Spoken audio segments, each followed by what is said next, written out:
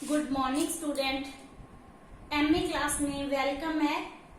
तो बच्चों, लास्ट हमने जो किया था वो हमारा फर्स्ट यूनिट कंप्लीट हो गया था। आज हम कर रहे हैं नेक्स्ट सेकंड यूनिट। क्लियर? तो सेकंड यूनिट में हम जो टॉपिक कर रहे हैं उसका नेम है रोमन इतिहास लेखन। क्या है? रोमन इतिहास लेखन। इस जो टॉपिक है इस यूनिट में हम करेंगे रोमनों के बारे में, चाइनीज या चीनी इतिहास लेखन के बारे में, इस्लाम के बारे में, अरब इतिहास लेखन के बारे में। इसके अलावा हम प्राचीन काल के बारे में, मध्यकालीन इतिहास और आधुनिक युग के इतिहास लेखन बारे में पढ़ेंगे।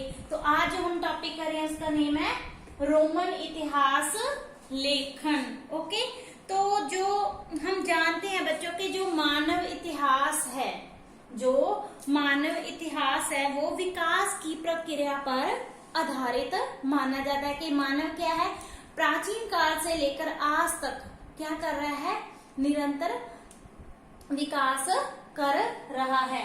तो जो मानव विकास की प्रक्रिया पर क्या है, जो हमारा मानव इतिहास वो आधारित माना जाता है, जिनके कारण क्या है, समय समय पर बहुत सी सामाजिक आवश्यकताओं के कारण इतिहासकारों का जो इतिहास लेखन की ओर दृष्टिकोण गया था, तो उन्होंने अपनी आवश्यकताओं को दृष्टिगोचर या दृष्टिगत करते हुए अलग अलग तरह के समाजों के बारे में अपना इतिहास लेखन कार्य किया था।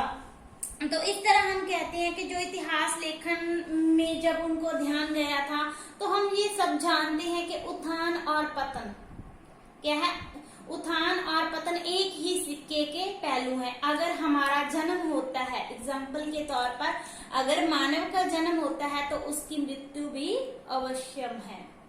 क्लियर? कि अगर किसी चीज का उत्थान हुआ है, किसी साम्राज्य का हुआ, किसी राज्य का हुआ, किसी शासक ने उत्थान किया है, तो उसका पतन भी संभव है। तो जो इतिहास के स्वरूप के बारे में, जो इतिहासकारों के बीच दो तरह की विचारधाराएं प्रचलित है, जो हमने पहले भी की है। बार बार वही मोल्डो के बच्चे वही टॉपिक, वही पॉइंट्स आ रहे हैं। आपने ध्यान से देखना है कि पॉइंट्स वही है, बस आपने मोल्ड करके उनको लिखना है। क्लियर?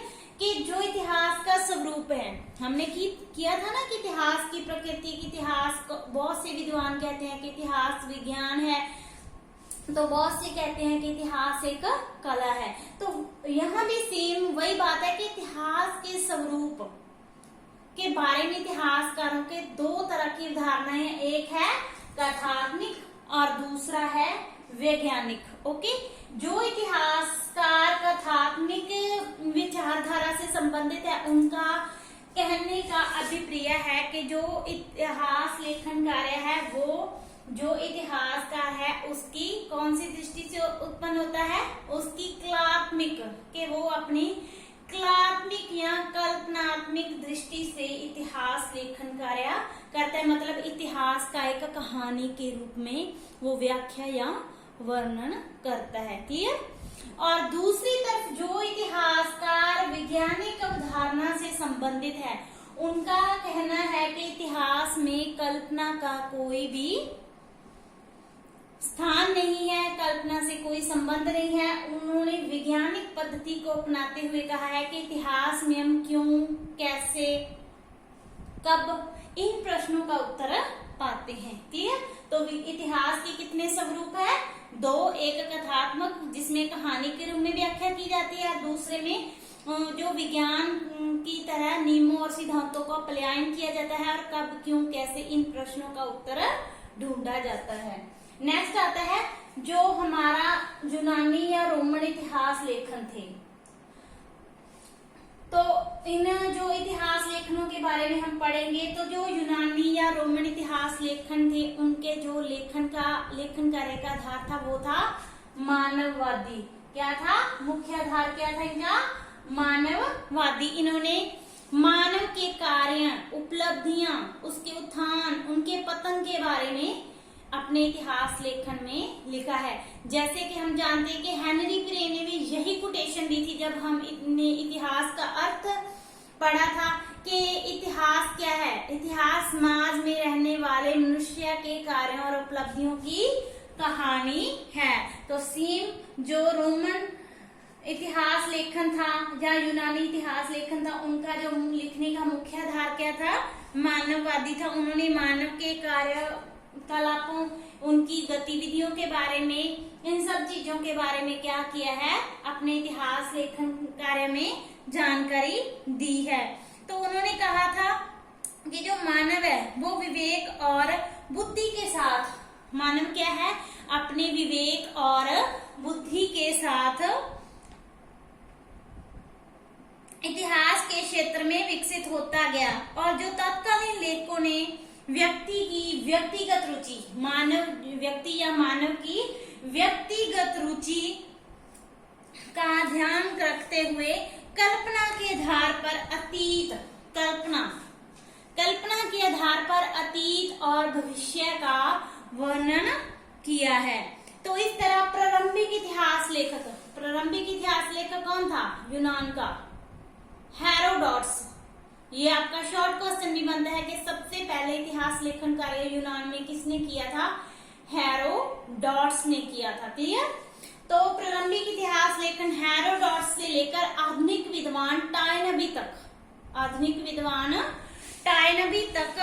इन सभी इतिहासकारों ने विकास और परिवर्तन की प्रक्रिया को, विकास और परिवर्तन, किसके विकास, मानव और मानवीय समाज के विकास और परिवर्तन की प्रक्रिया को दृष्टिगोचर किया है। नेक्स्ट हम करते हैं कि कौन से जो इतिहासकार थे जो यूनान में थे, फेमस इतिहासकार कौन से थे और उनका इतिहास लेखन कैसा था, जिसमें हम सबसे पहले करते हैं होमर। ये इतिहासकार का या राइटर या विद्वान का नेम है। तो सबसे पहले होमर, उसकी जो इतिहास लेखन का विषय क्या था, वो कविता के रूप में लिखता था। तो उसने कविताओं का संग्रह किया था, मतलब वो एक इतिहासकार ना होकर एक मात्र कवि था। क्लियर। कि जो सबसे पहले था होमर था, जो सबसे प्रथम हमें यूनान में जिसकी रचना मिली है वो किसकी मिली है, होमर की। किस रूप में, कविताओं के रूप में मिली है। तो बहुत सारे इतिहासकारों के बीच ये मतभेद या उनके बीच क्या है, टकराव चल रहा है कि ये होमर एक इतिहासकार था या एक कवि था। परंतु अगर हम देखें तो इन विवादों में ना पड़कर हमने, मतलब ना तो हमने उसके इतिहासकार से संबंध रखना है ना उसके कवि से, अगर हम उनकी रचनाओं को देखते हैं तो हमको ये ज्ञात होता है कि जो उसकी विषय वस्तु पर जब हम अपना ध्यान केंद्रित करते हैं कि उसकी विषय वस्तु क्या थी, कविताओं के रूप में उसने इतिहास लेखन कार्य किया था।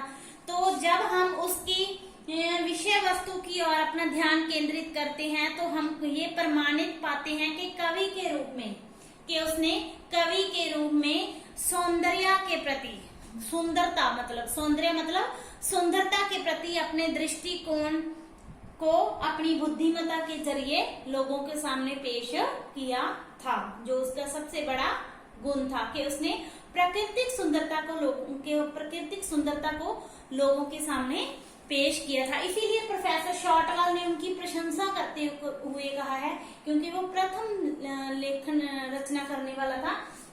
तो प्रोफेसर शॉर्टवेल ने यही कहा है कि होमर की कविताओं का श्रेय हम उसी प्रकार से यूनानियों को देते हैं जिस प्रकार ओल्ड टेस्टामेंट का जो लेखन का श्रेय है यहूदियों को दिया जाता है। मतलब कि इस उसकी कोटेशन का अर्थ क्या है कि जो होमर की कविताएं हैं वो यूनान में उसी तरह अपने महत्व रखती हैं जिस तरह जो ओल्ड ईसाइयों का धार्मिक ग्रंथ है ना, ओल्ड टेस्टामेंट, जो उनके लिए महत्व रखता है। क्लियर। तो नेक्स्ट हम करते हैं सेकंड जो है उसका इतिहासकार का नेम है हेसियड। क्या है, हेसियड। तो ये दूसरा यूनानी विद्वान था जिसने यूनान में इतिहास लेखन कार्य किया था। कौन सा था, दूसरा यूनानी विद्वान जो हेसियड था। इसका जो लेखन कार्य का आधार था वो था धर्म की ओर, कि इसने जो धर्म को अपना मुख्य दृष्टिकोण बनाकर अपना इतिहास लेखन कार्य किया था। परंतु इसने क्या किया था, इसने इतिहास लेखन की ओर भी विशेष ध्यान दिया था। मतलब एक तो ये धर्म से प्रेरित था, दूसरा इसने धर्म से प्रेरित होने के बावजूद भी इतिहास लेखन की तरफ विशेष ध्यान दिया था। जो इसने इतिहास लेखन कार्य किया था वो इसने 4 प्रकार के या युग चक्रीय सिद्धांत को अपनाकर अपना इतिहास लेखन कार्य किया था। मतलब इसने, जैसे मनुष्य की आयु कितनी है, हम चार भागों में बांटते हैं ना, 25-25 वर्ष। इसी तरह 4 कास्ट पाई जाती है, ब्राह्मण, क्षत्रिय, वैश्य, शूद्र। तो इसी तरह इसी ने भी जो हैसियड था उसने भी युग चक्रीय सिद्धांत पेश किया था, जिसमें इसने 4 युगों का वर्णन किया था अपने इतिहास लेखन कार्य में। पहला कौन सा था? स्वर्ण युग, जिसमें वे कहता है कि जो मानव है वो बहुत अच्छा जीवन व्यतीत करता है, कि उसको कोई टेंशन, कोई दुख दुविधा नहीं होती। दूसरा आता है रजत युग। तो पहला क्या था? स्वर्ण युग, जिसमें वो अच्छा जीवन व्यतीत करता है, जिसकी इसने अत्यधिक प्रशंसा की है। दूसरा आता है रजत युग, जिसमें क्या है, जो मानव है रजत युग तक आते आते जो मानव की स्थिति में हीनता की भावना पैदा होनी शुरू हो जाती है। इसमें प्रशंसा करता है, इसमें वो कहता है कि इस युग तक आते आते जो मानव है उसमें हीनता की भावना पैदा होने लगती है। और थर्ड वो पेश करता है कांस्य युग। तो इस युग में वो कहता है कि कांस्य युग में जो व्यक्तिगत भावना शून्य होने के कारण इसमें वो कलह क्लेश और दुखों के बीच दुखों और संघर्ष की ओर अग्रसर होने लगता है। और लास्ट आता है लो युग। तो लो युग में उसने दुखों और उत्पीड़न के, वो जो मानव है उसको दुखों और उत्पीड़न का सामना करना पड़ता है। तो इस तरह इसने कौन सा सिद्धांत पेश किया है? युग चक्रीय सिद्धांत पेश किया है। परंतु कॉलिंगवुड ने क्या किया है? इस सिद्धांत की आलोचना तथा खंडन किया है। जो कॉलिंगवुड है उसका मत है कि जो हैसियड था उसने किसको अपना आधार बनाया था? धर्म को अपने इतिहास लेखन का आधार बनाया था।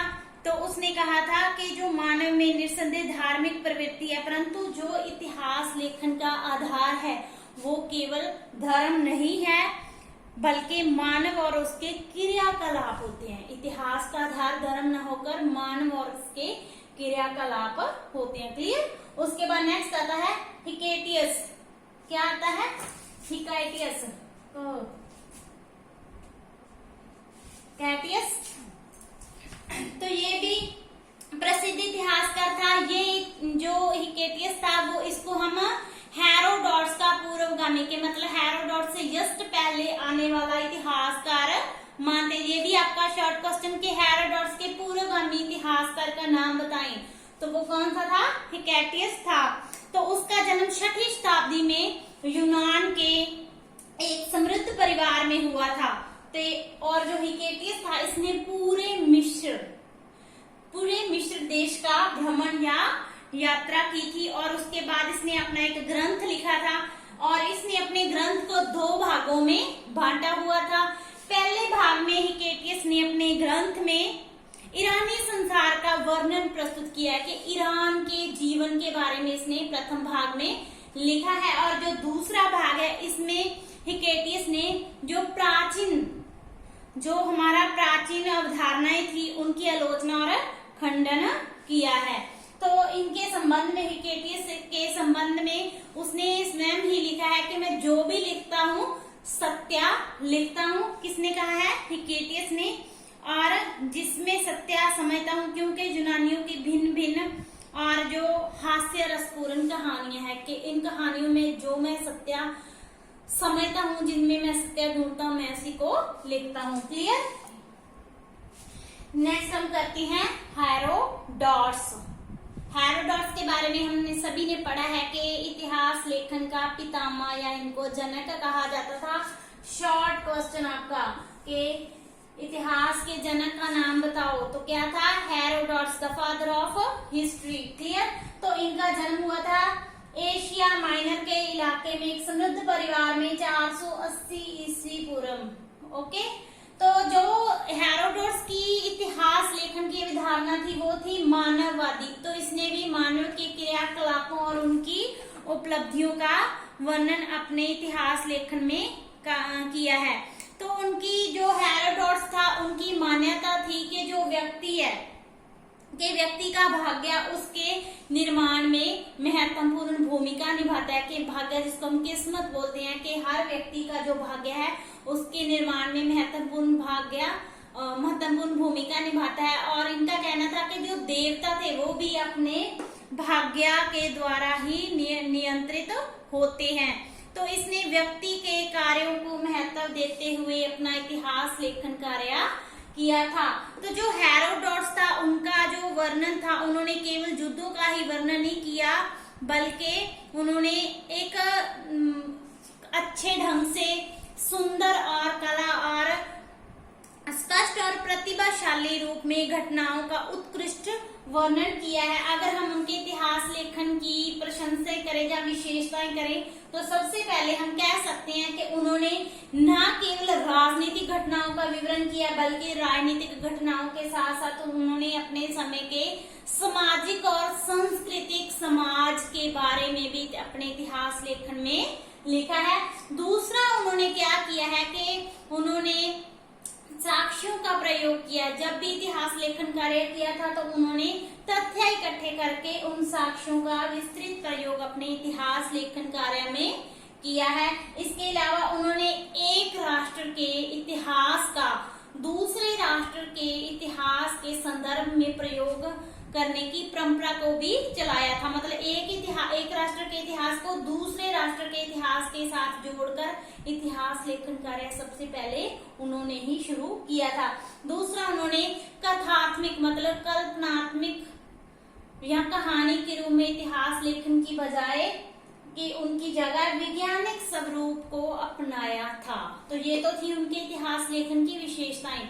तो हम जैसे कि कहते हैं कि एक ही सिक्के के दो पहलू होते हैं, कि अगर उनके इतिहास लेखन की विशेषताएं थी तो उनके इतिहास लेखन में कमियां या दोष भी थे। तो सबसे पहला दोष हम कहते हैं कि जो हेरोडोटस था उसका जो इतिहास लेखन का दोष था वो था कि वो सुनी सुनाई बातों पर यकीन कर लेता था। क्या था?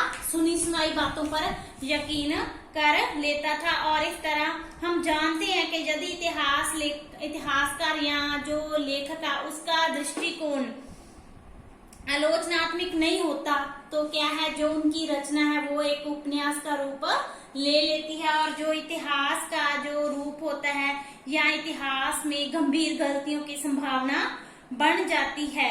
और जो उनका इतिहास है वो एक अफवाह का रूप धारण कर लेता है। तो उसकी एक ही कमी थी कि वो सुनी सुनाई बातों पर यकीन कर लेता था। परंतु फिर भी उनकी जो हेरोडोटस था उनको इतिहास का पितामह कहते हैं। और उनकी प्रशंसा करते हुए एक इतिहासकार ने कहा था कि जो हेरोडोटस था वो एक रचनात्मक इतिहासकार या कलाकार के रूप में उसकी प्रसिद्धि इतिहास लेखन के क्षेत्र में सबसे ज्यादा हुई है। क्लियर? आज के लिए इतना ही, कल हम इसी को कंटिन्यू करेंगे। Thank you.